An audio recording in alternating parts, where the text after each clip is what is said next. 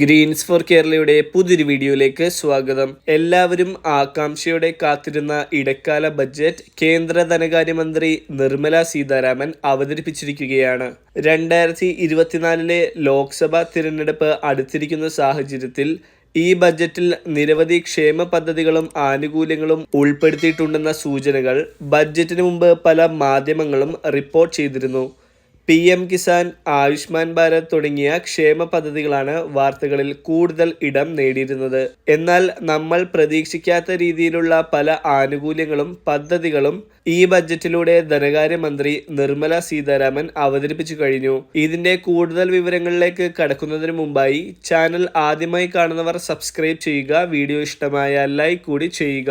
രാജ്യത്തെ സാധാരണക്കാർക്കും ഇടത്തരക്കാർക്കും പ്രയോജനകരമായ രീതിയിലുള്ള പ്രഖ്യാപനങ്ങളാണ് ഈ ഇടക്കാല ബഡ്ജറ്റിൽ ധനകാര്യമന്ത്രി പ്രഖ്യാപിച്ചിരിക്കുന്നത്.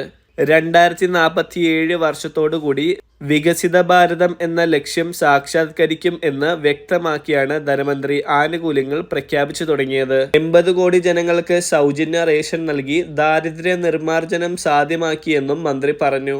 സമഗ്ര വികസനത്തിൽ ശ്രദ്ധ കേന്ദ്രീകരിക്കുന്ന സർക്കാർ ദരിദ്രരുടെയും സ്ത്രീകളുടെയും യുവാക്കളുടെയും കർഷകരുടെയും ശാക്തീകരണത്തിനാണ് ഊന്നൽ നൽകുന്നതെന്നും ധനമന്ത്രി ബഡ്ജറ്റ് പ്രസംഗത്തിൽ പറഞ്ഞു. ബഡ്ജറ്റിലെ പ്രഖ്യാപനങ്ങളിൽ ഏറ്റവും പ്രധാനപ്പെട്ട ഒന്നാണ് പ്രധാനമന്ത്രി ആവാസ് യോജനയിലൂടെ രാജ്യത്ത് 5 വർഷത്തിനുള്ളിൽ 2 കോടി വീടുകൾ കൂടി സാധ്യമാക്കുമെന്നത്. നിലവിൽ 3 കോടി വീടുകൾ ആവാസ് യോജനയിലൂടെ പൂർത്തീകരിച്ച് കഴിഞ്ഞെന്നും ധനമന്ത്രി പറഞ്ഞു.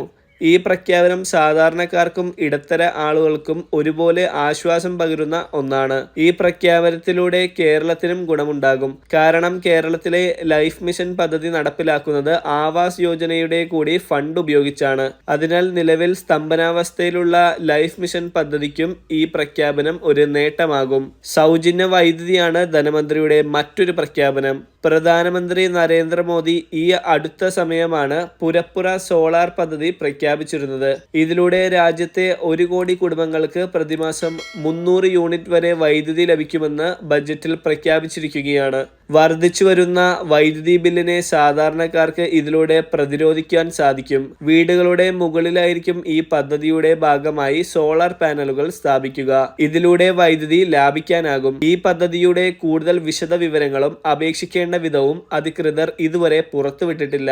അറിയിപ്പുകൾ വരുമ്പോൾ ചാനലിലൂടെ നിങ്ങളെ അറിയിക്കുന്നതായിരിക്കും. ഇടക്കാല ബഡ്ജറ്റിന്റെ പ്രഖ്യാപനം മുതലേ വാർത്തകളിൽ ഇടം പിടിച്ചിരുന്ന പദ്ധതികളാണ് PM കിസാനും ആയുഷ്മാൻ ഭാരതും. ആയുഷ്മാൻ ഭാരത് പദ്ധതിയുടെ തുക 5 ലക്ഷത്തിൽ നിന്നും 10 ലക്ഷമായി ഉയർത്തുമെന്ന വാർത്തകൾ വന്നിരുന്നു. എന്നാൽ നിലവിലെ ആനുകൂല്യമായ 5 ലക്ഷം രൂപ 10 ലക്ഷമായി വർദ്ധിപ്പിച്ചിട്ടില്ല. ബഡ്ജറ്റിൽ തുക വർധനവിന്റെ പ്രഖ്യാപനമില്ല. മറിച്ച് ഈ പദ്ധതിയിലേക്ക് ആശാ വർക്കർമാരെയും അംഗനവാടി ജീവനക്കാരെയും ഉൾപ്പെടുത്തുമെന്ന് ബഡ്ജറ്റിൽ പ്രഖ്യാപിച്ചിട്ടുണ്ട്. ആയുഷ്മാൻ ഭാരതിനെ പോലെ തന്നെ എല്ലാവരും പ്രതീക്ഷയോടെ ഉറ്റുനോക്കിയിരുന്ന PM കിസാനിലും കാര്യമായ മാറ്റങ്ങളൊന്നും തന്നെ പ്രഖ്യാപിച്ചിട്ടില്ല. നിലവിൽ ലഭിക്കുന്ന 6000 രൂപ 9000 രൂപയായി വർദ്ധിപ്പിക്കുമെന്ന് വാർത്തകൾ ഉണ്ടായിരുന്നുവെങ്കിലും തുക വർദ്ധിപ്പിച്ചിട്ടില്ല. രാജ്യത്ത് വിവിധയിടങ്ങളിൽ നിലവിലുള്ള ആശുപത്രി അടിസ്ഥാന സൗകര്യങ്ങൾ പ്രയോജനപ്പെടുത്തി കൂടുതൽ മെഡിക്കൽ കോളേജുകൾ സ്ഥാപിക്കുമെന്നതും പ്രഖ്യാപനങ്ങളിൽ ഉൾപ്പെടുന്നു. ആദായ നികുതി അടക്കുന്നവരും ഈ ബഡ്ജറ്റിൽ ഏറെ പ്രതീക്ഷകൾ വെച്ചിരുന്നു. എന്നാൽ നിലവിലുള്ള ആദായ നികുതി പരിധിയിൽ യാതൊരു മാറ്റവും ധനമന്ത്രി ബഡ്ജറ്റിൽ വരുത്തിയിട്ടില്ല. നിലവിലുള്ള നിരക്കുകൾ തന്നെ തുടരും. പ്രത്യക്ഷ പരോക്ഷ നിരക്കുകളിലും ഇറക്കുമതി തീരുവകളിലും മാറ്റമില്ല.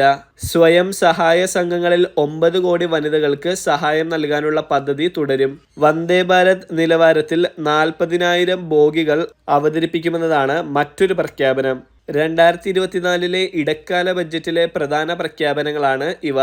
ഇത് ഒരു ഇടക്കാല ബഡ്ജറ്റാണ് എന്നുള്ളത് എല്ലാവരും ഓർക്കുക.